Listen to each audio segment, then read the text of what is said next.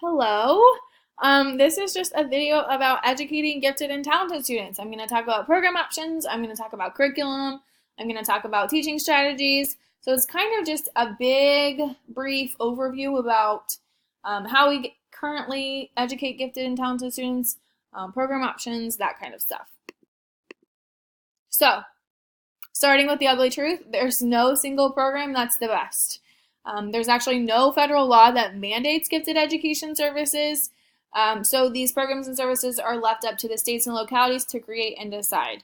And a lot of these programs differ due to a number of factors, such as budgets.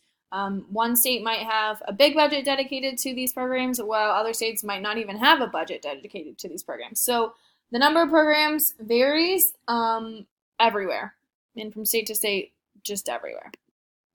So these are the current program options for gifted and talented students. You have the no program option, homeschooling, pull out, push in, magnet schools, and special or state schools. So number one, no program. I had my first year of teaching at a small rural school, and there was no program for gifted and talented students at all. So everything that these gifted and talented students got was either in the classroom by the classroom teacher, or through like after school clubs, or obviously through whatever their parents did outside of school. So that's number one. Number two is homeschooling. So a lot of parents just keep their kids at home and educate them at home, because a lot of schools don't provide gifted education services, or they do and the programs aren't that great. So that's another option. Number three is pull out. So during this time, a kiddo gets pulled out for whatever they're gifted in. So they actually leave the classroom and they either go to a different classroom or a different placement, something like that. So say, for example, that you have a kiddo who's in second grade but is actually reading at a sixth grade level. So during the ELA reading time, this kiddo would actually leave the regular classroom and go into another classroom and work on reading in that classroom because it's on their level. So that's an option. The alternative to that would be a push in. So instead of taking the kiddo out and putting them into another classroom, you're going to have a gifted education specialist, a gifted education teacher come into the regular classroom and educate the gifted students there. Another option, number five, is magnet schools. So magnet schools are public schools that offer specialized instruction and programs. These are separate from regular schools. You could also choose to send your kiddo there. The last option is special or state schools. So these are actually separate schools for gifted and talented students. They obviously differ by state. So some examples: Indiana Academy for Science, Mathematics, and Humanities, the Davidson Institute, all of those are special or state schools. So that's program options. Next is some other program options. You have your IB programs, you have your AP programs, after school Saturday programs, and summer programs. So I didn't actually go to a school with IB programs or AP programs, so I can't really tell you a whole lot about that other than the research that I've done. But IB programs can be for elementary, middle school, or high school programs. It's an international program. It's just accelerated curriculum. It's kind of the same thing as AP, but AP programs are for high school. I think they might even have them for middle school, but I know they're for high school programs. They have just special advanced placement classes. Again, accelerated, a little bit more difficult curriculum. Then you also have after school and Saturday programs. These are for anybody. I know the school that I taught at and that I currently teach at has an after school program for gifted kiddos called Makerspace. It's after school, I think every Wednesday, and kiddos make stuff. That's why it's called Makerspace. It's a lot of like coding, technology, all of that combined. You also have the option of Saturday programs, and then you have the option of summer programs. So I know here JBA is a summer program that you could do. They have all kinds of camps. I'm thinking about like Duke basketball camps. I think the Davidson Institute has summer programs. There's art programs. There's tons of programs out there, but the con to those is that a lot of them cost and a lot of them are out of state. So I know for me, and if I had kiddos, I probably wouldn't send them to a Duke basketball camp. I probably sent them to somebody local, like Drury or Truman or something like that. So there's pros and cons to them, but also there's online programs. I didn't put that on there, but there's online programs that kiddos can do as well. Next is curriculum. So this is a biggie. Number one, for anybody, any grade level, it should be differentiated. You shouldn't be giving your kiddo who's reading at an 8th grade level a level on 4th grade, for example. You wouldn't be giving a 2nd grader a book that's for 4th grade level. So everything needs to be differentiated. Not everything, but you should differentiate.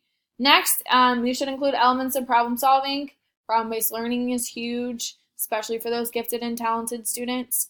But a big overall rule of thumb is that if other students can do it, I'm thinking over in Zuli's 4-question rule. Did every student do it? Should every student do it? Would every student want to do it? Could every student do it?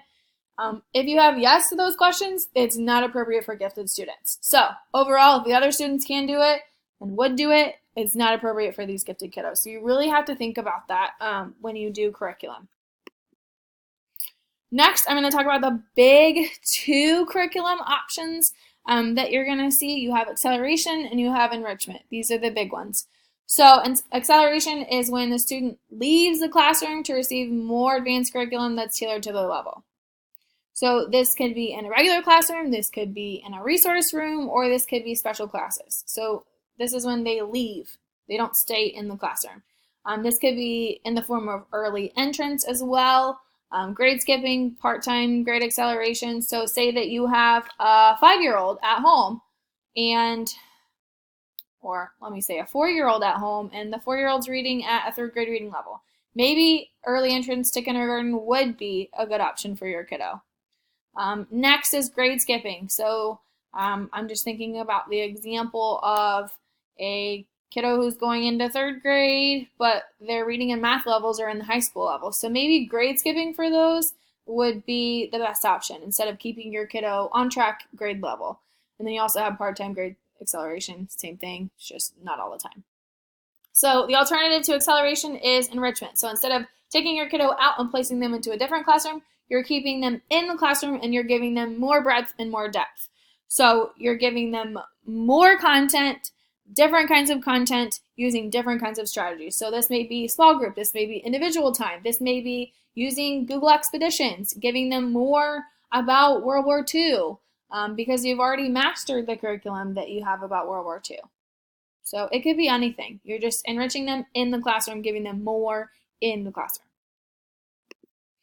Some other strategies that you can use: compacting, grouping, problem-based learning, which I already talked about, and technology. So compacting is when you have a kiddo who's already mastered material in your class. So instead of giving them more of that material or giving them more of that material to master at a faster rate, which is not compacting, not accelerating, you give them curriculum that's different. So say they've already mastered points of view, you're not going to give them more points of view activity, you're going to move on to something different. You're going to try to get all the curriculum that you can in that kiddo.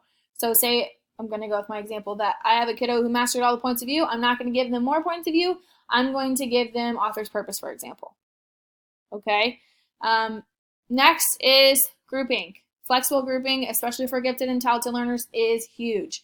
So just because you have kiddos in a gifted reading group, you're not going to keep them in the same gifted math group because one kid might be great at reading, gifted in reading, but might kind of struggle with math. So there you kind of see that asynchronous development.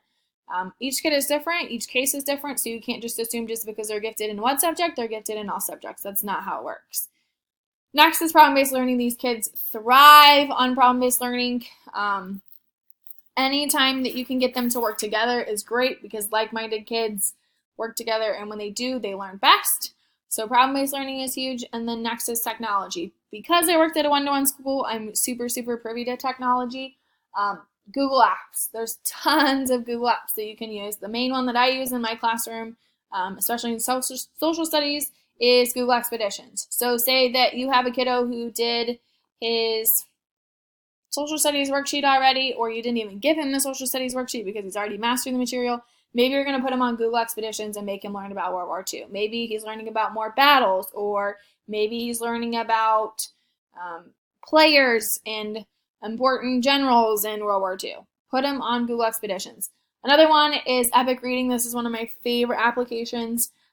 In my Epic collection, I have different folders, and the different folders are different reading levels. So say that I have a kiddo who's reading at a 5th and 6th grade level. I'm going to put them in the blue group because that's the 5th and 6th grade, and then they're going to read all of the books in the blue folder on Epic Reading, which is on their level. I'm not going to make them read books on grade level because their reading level is not on grade level. So I'm going to make them go a little bit higher and stay in that zone of proximal development. So that's it. These are the resources. So everything on this PowerPoint came from Colangelo and Davis's Chapter 9, Enrichment and Acceleration, in their Handbook of Gifted Education. I also used Chapter 15, Learner and Special Gifts and Talents, in Exceptional Learners by Hallahan and Kaufman, and then NAGC is a Bible, literally a godsend. I also use that. So, yep. Thank you for watching.